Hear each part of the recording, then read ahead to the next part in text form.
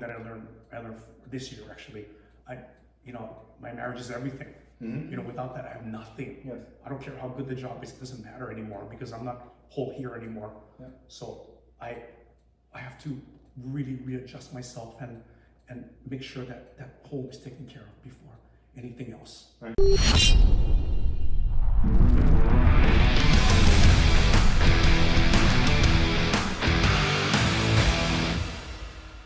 Well, hello everybody, and welcome to another edition of the Ronin Leadership Podcast. Really excited tonight because this is a very unusual podcast. I've only done this once before, an evening podcast with good friends. The last time I did this was with Mike Davis from Fox 5, and he came after work because he was busy doing his reporting thing, and we had a really good time. And so I'll introduce our guest in a few minutes, but this is going to be a really special edition. First of all, I want to thank all of you for subscribing to our podcast. We're close to 1,200 subscribers, so that's very good. So continue to hit the like button, subscribe button that you see on the screen. Share this podcast with other people. It's a leadership podcast, so share it with your friends, your family, even your enemies, because maybe your enemies need to know something about leadership. And also, if I've got a new book coming out, Blood Promise, which is a sequel to Full Circle.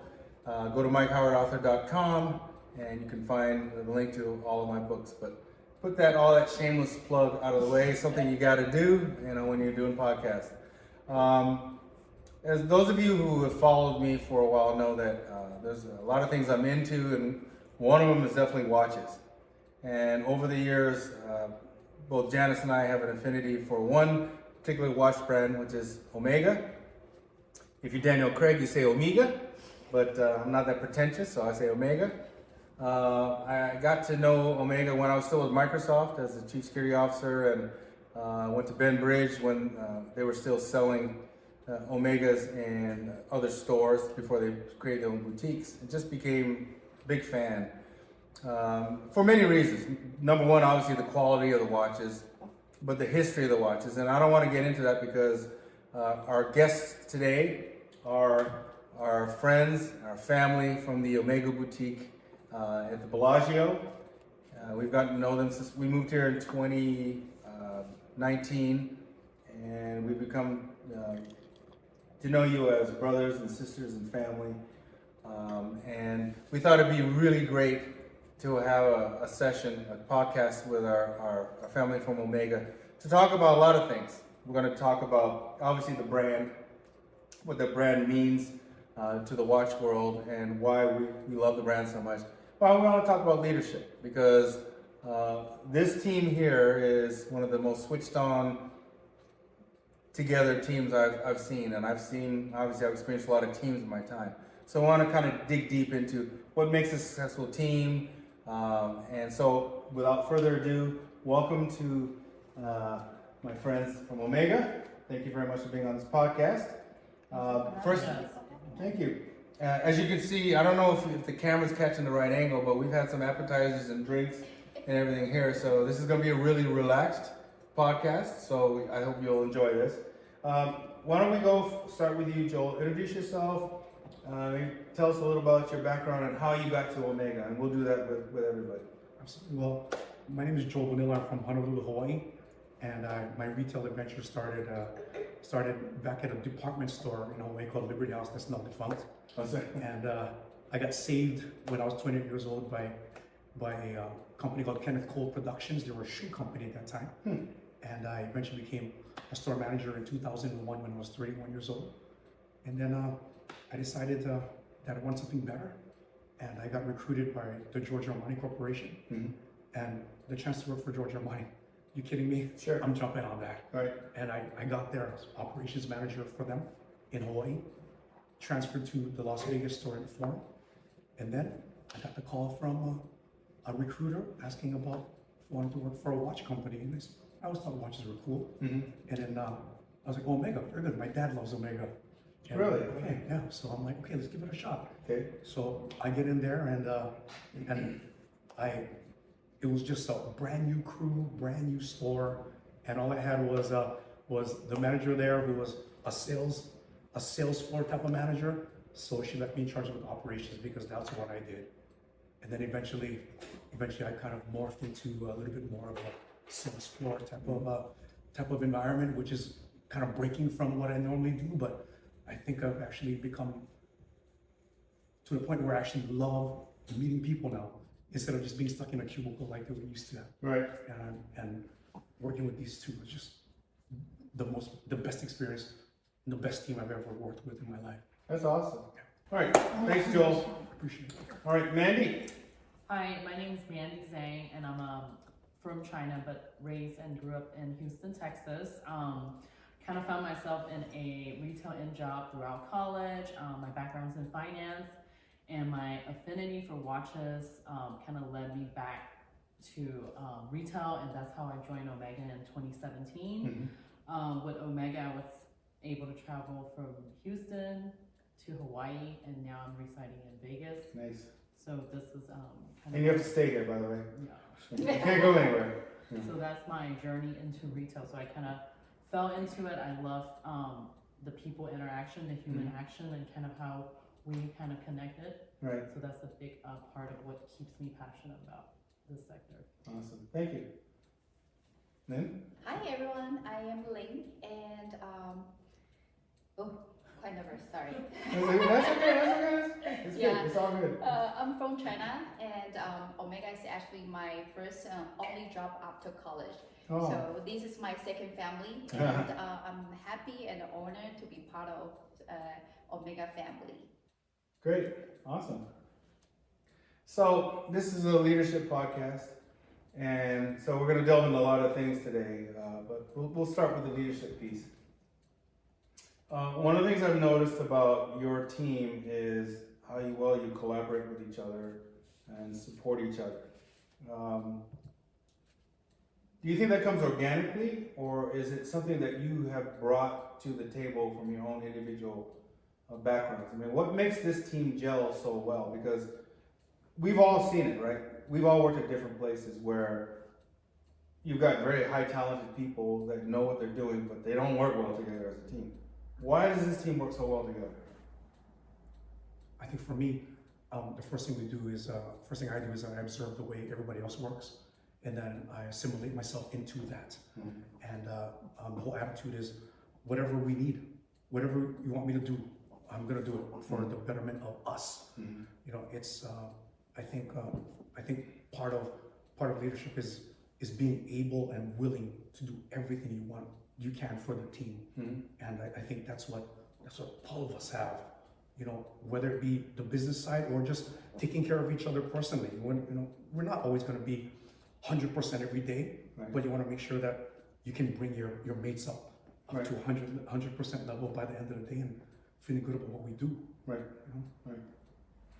And Mandy, you're the GM, and so obviously you're setting the tone and the strategy and these things for your team. So sort of what's your approach to this? And obviously you've been successful because you've got a great team and you're very successful at your boutique. So how when you assume the mantle of GM, how did you approach this? What were your thought patterns about how are you going to get this team together? How are you going to drive this business? Yeah, because I inherited this team, and both Joe and Lane came with great tenure to the boutique. Right. I think just with any new environment, me joining the team, I was as nervous as they were as nervous to kind of learn my working habit. And I think definitely the first year, it was just kind of working together, getting to know each other. But I think one thing I want to mention too, I joined the team during COVID. So that was such an impactful kind of moment because the whole world's experienced that. I think through that hardship, we definitely bond together. But figuring out, each other's working style, because someone may be a little bit more hands-on. Someone, myself, I'm more of setting the vision. And they're here to kind of help me to, execute that and making sure in quality control the experience that we provide. But I think it takes time. That's the truth, because I think you could put the best of the best together, but it takes time to earn each other's trust. It Yes. takes time to communicate on the deeper level. Mm-hmm. But I think it took a little bit of time, and just all of us are very similar people. We're competitive. Mhm. We want the same common goal is Right. to win. Yes. Yeah. I like that. I like that. Winning is important, right? Lane, yeah. Yeah, I think all three of us comes with the same mentality, like we want to be the best of the best company. So we communicate on daily basis, and we support each other, and we try our best in every single task to have a great team and to perform the best. Mm-hmm. Good. Do you have, like, what's your rhythm of business for, like, staff meetings or things like that? How does that work out? Because I don't know, so retail is not my thing, right? So how does that work? I think retail and it's such a dynamic space. Yeah. Because I find myself using the word pivoting a lot this Pivoting, year. yeah. Because it's in this sector of retail and all luxury retail, you kind of feel the pulse of the economy and the real true pulse of like the region. Mm-hmm. So I think a lot have to come with adapting, because something that may hold true yesterday may not hold true today. Mm-hmm. Kind of like what we saw in 2021, 2022, coming out of COVID, you see revenge spending, revenge traveling. So you have, tech people that are shopper, or crypto, sector people that were shopper. And whereas this year, we kind of see the dynamic of it changing. So it's just really pivoting to whatever's kind of needed at the moment. Mm-hmm. And where you are now, obviously there's an Uber strategy from Omega, which ostensibly morphs down into all the different boutiques globally. How much autonomy do you have as a team to drive whatever you need to drive strategically locally? I think we have ample of autonomy because again, I think the retail sector, at the end of the day, we base so much business on walk-in traffic. Okay. And we have Interesting. the autonomy of really offering Mhm. the client experience. Because they essentially will give kind of, all the boutique the same tool, same type of staffing, but it's up to us to kind of, make those connections and provide those experience. So in that sense, we do have a lot of autonomy, but again, same thing with any corporate culture. There's certain things that are more corporate leaning. Right. So I think it's just more connecting with the local market that we have autonomy of. Yeah. I mean, when you look at the brand, what separates the brand? Because we're all watch people, and there are a lot of great watch brands out in the world, especially Swiss watch brands, and with their own lineage, their own heritage. They're proud of that, which they should be. What sets Omega apart from the other brands, in your opinion? In my opinion, it's the pioneering spirit. Okay. Our company progresses the horological science more than I think anybody else does. Mm-hmm. We've been doing that since the beginning. And these are things, when you're pioneering things, it's not things that you need to do, it's things that you want to do to help this industry grow. Mm-hmm. And I think our company does that the best, Mm-hmm.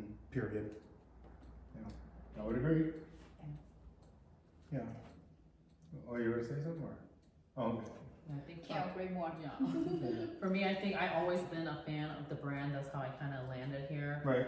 But I always, being from Houston and going to NASA, for me it's NASA. For me it's this chatter of like, are we going back to space, which are very a real thing now. We're seeing kind of the space hotel, space resort pop Right. up. I think it's kind of a new age of space travel. But for me it's history with NASA that draw me in. Right.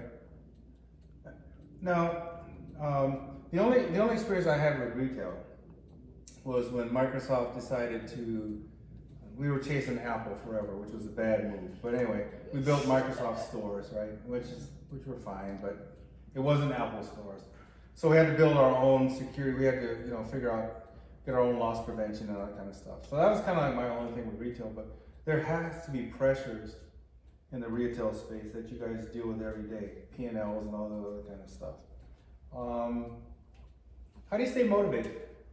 How do you stay motivated in the midst of an economy that it's kind of like up and down right now, right? You know, as you say, you kind of alluded to it. And after COVID, there's this, but then there's that, and it's like it's not linear, or there's not something you can just plan on. It's just going to go up this way. So, how do you stay motivated yourself?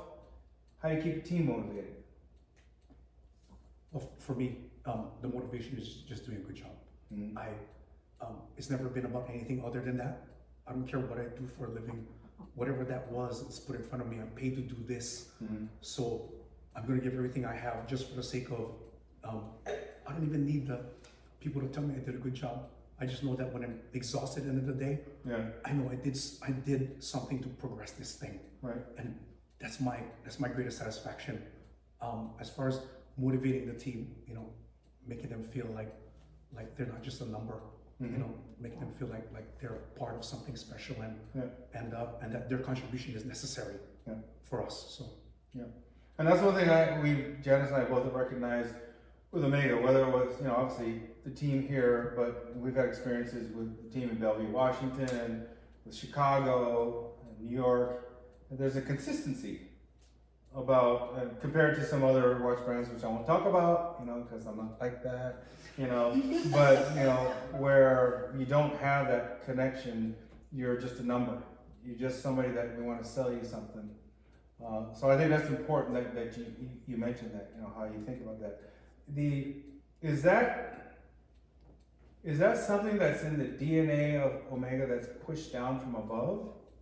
I mean, I think I'm not really speaking for the brand here. Sure. It's almost, I will say all of the luxury retail brand I worked for were at one point like an underdog. Okay. And I think that for us, Omega Retail, or even kind of like watch or timepieces mono brand retail, is such a new thing in the US. Because I really think, like you mentioned, 10, 15 years back, you were purchasing your timepieces from like an Arthur Rice dealer. Yes.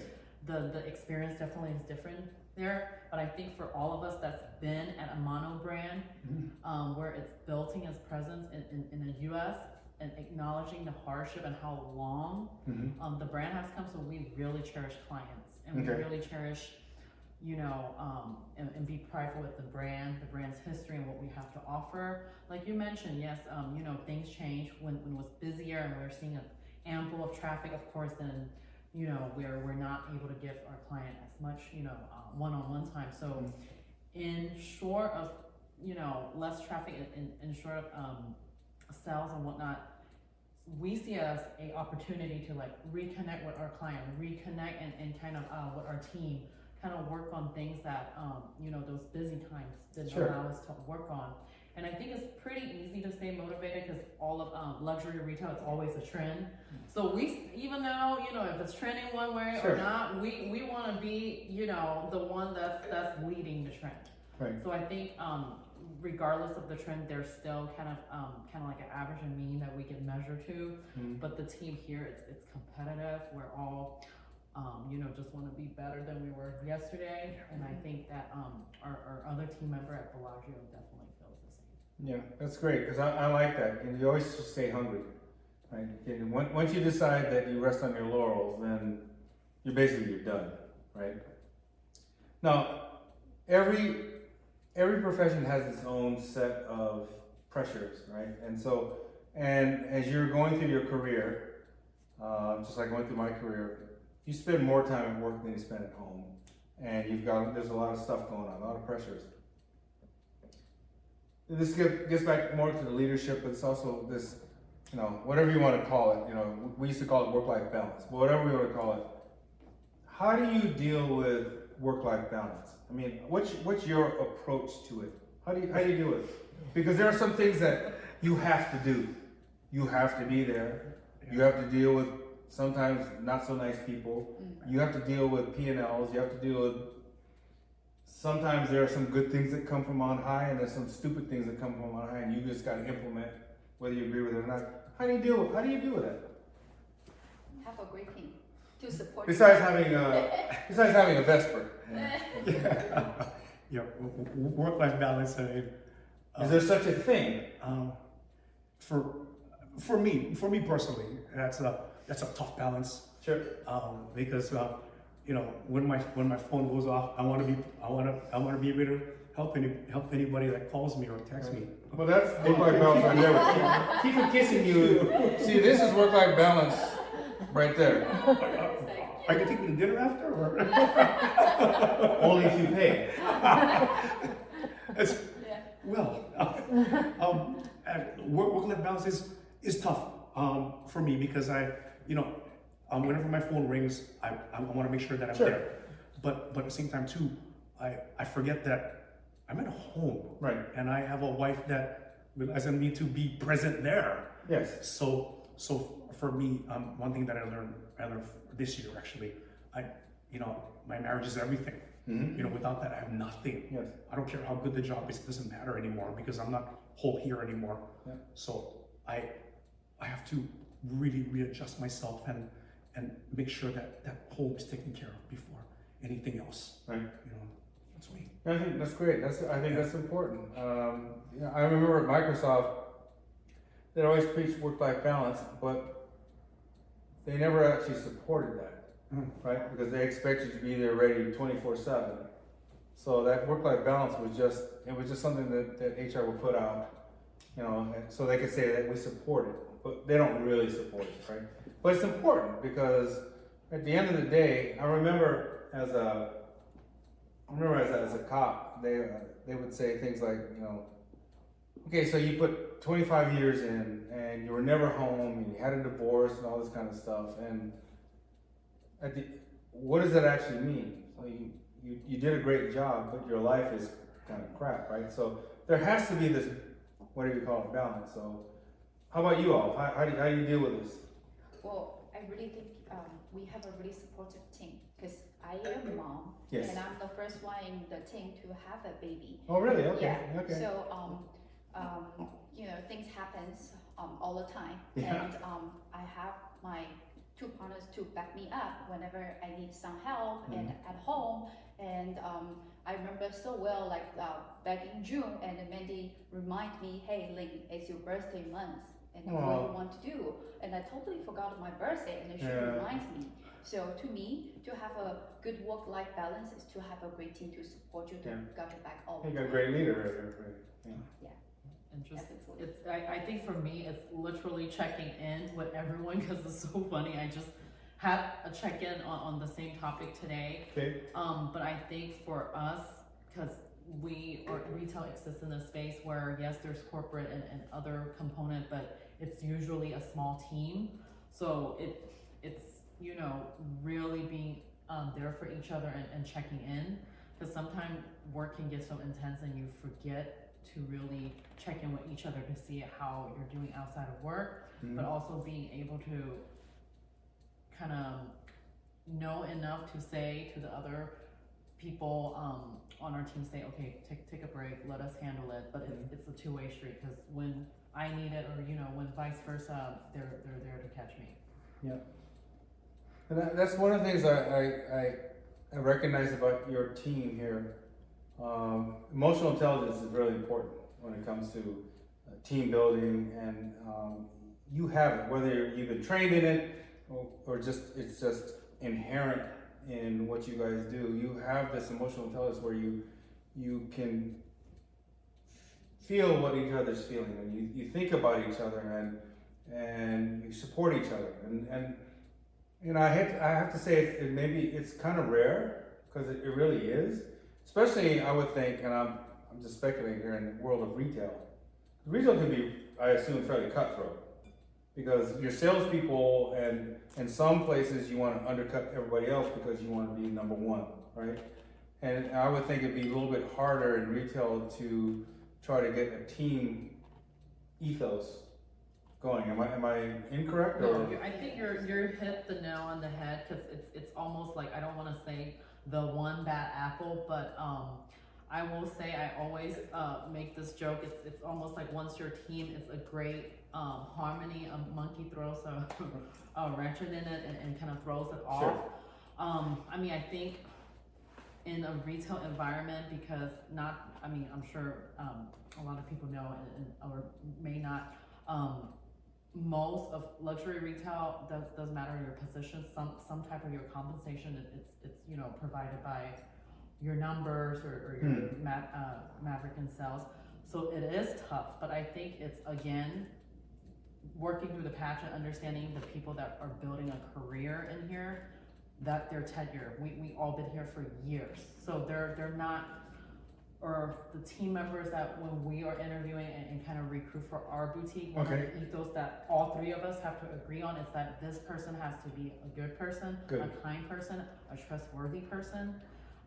So that's what works for us, but I do agree, other places I worked at or kind of our colleagues and other spaces can be very cutthroat, but I think for us, we talk to each other often, so if we feel like, you know, something are occurring, we always kind of get in front of it. Yeah, I'm all for chemistry trumping talent. I don't care how talented you are, if you don't fit in with what we're trying to do here, you're not gonna make it. Right. You know, and we've had our stumbles with chemistry here and there, but we're very protective of us when we bring people on. Yeah, and you should be. I mean, you know, I hate to use the military analogy, but it's a war. You're a unit. You're an army, right? You know, and so you have to be cohesive. You have to be headed in the right direction, and everybody has to. Not everybody has to think alike. You need people who can say, hey, you know, what about this? What about that? But you need to have, again, the same ethos, right? The same work ethic, and the same. Not, I'm going to stab you in the back so I can get ahead, right? And we, you know, I saw it at the agency. Well, you had an organization full of spies. I mean, what do you expect, right? You know, they're always cutting each other off at the knees, right?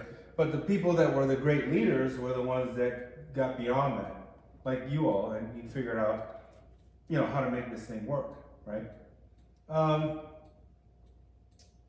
You must have your share of not so nice people that come in, right? Oh, wow. I feel like yes and no. Sometimes, yeah. I think I will say this, and it's not brand or anything. I think it's of region. When my time in Houston, I felt like the clients were much more demanding. Really? Much more Interesting. just, you know, needed service, where I felt like when I went to Hawaii, it was all the clients were on vacation and they were, Oh, I see. I met maybe 2, 3 not so nice clients during my 1.5 duration there, and I think Vegas is half because most people that are visiting, they're on vacation, so they're already in a good mood. Sure. But you know, with that being said, just like anywhere, you know, we'll get some not so nice clients here and there. Every so often. Yeah, I would say every so often. I think here too, it really depends on kind of like the seasonal. Yeah. Yeah, because I think summertime it's just like, you know, it's gonna be a lot of family. They're probably traveling with their kids, so their timeline it's probably their, you know, also kind of running on the stress side. Whereas depending on more like convention, you have a little bit more of the professional crowd. You know, their demeanor is a little bit different, so it really depends. Interesting. You agree? I agree, and you know, when I encounter somebody who's surly, I guess you can say, it's not a personal attack on me. They don't know me, you know. But what I'm trying to do is, how can I help you? How can I make your day better? Because your day's obviously miserable right now. You know, how can I possibly make you walk out of here with a smile on your face? You know, within reason. You know, and that's all I can do for you. You know, that's it. So what's the future for Omega? What does Omega look like 5-10 years down the road? I really believe that we're the best watch brand out there, period. I think more expansion, you know, more new boutiques, and I think finally being recognized by the rest of the public, not the watch people, but the rest of the public, that we are the best. Because everybody thinks another brand is the best because they don't know anything.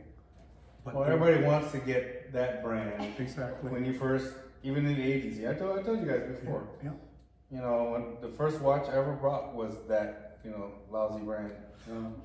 But well, you know, SF agency, everybody gets that. But at the end of the day, I agree with you, right? So that to me, that is the future, right? Yes.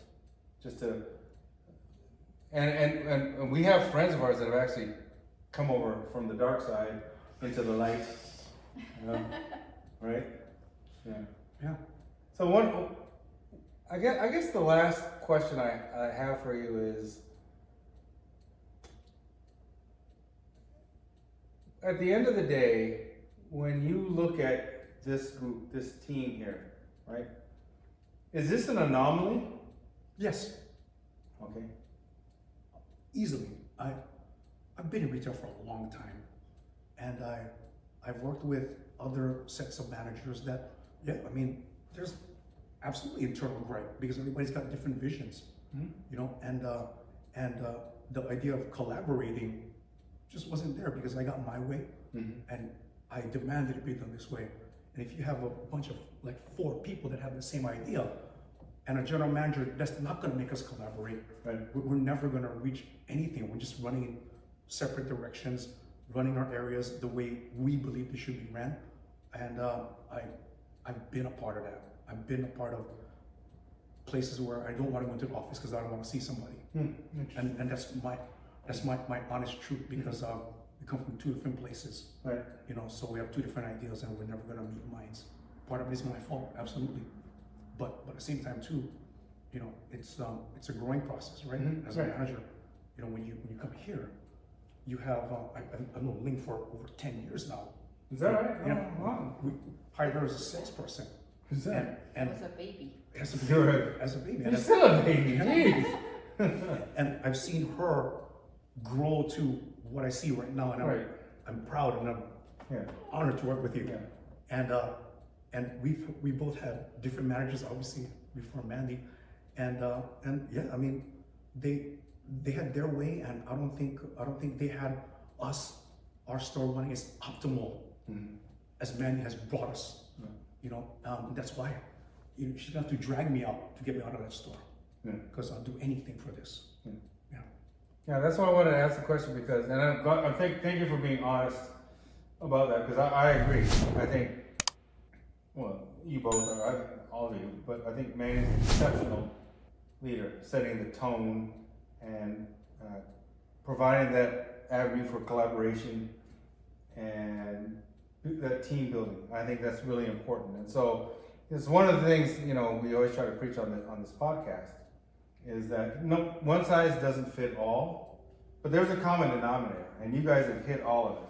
The ability to collaborate, to be honest with each other, and to have a common vision of what success looks like.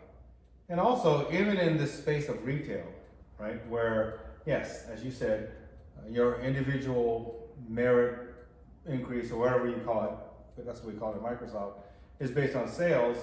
You're not willing to undercut somebody else to do that, right? Because collectively, if you all get great sales, then you all win.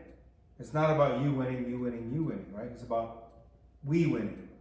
So that's why I wanted to have this podcast and interview all of you, because from the time Janice and I met you, obviously we liked you as people, but just from a business perspective, I just was observing the first 6 months maybe when we got to know you. It's just like, this is different from any retail environment, even at Microsoft, that I ever observed.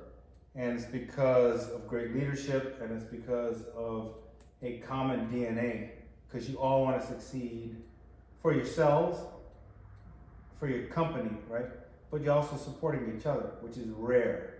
I think it's rare in today's world. So really want to thank you for taking the time to just, you know, talk about your lives, your careers, and Omega and leadership, because I think the audience can learn a lot and will learn a lot from all you have given us tonight. Thank you.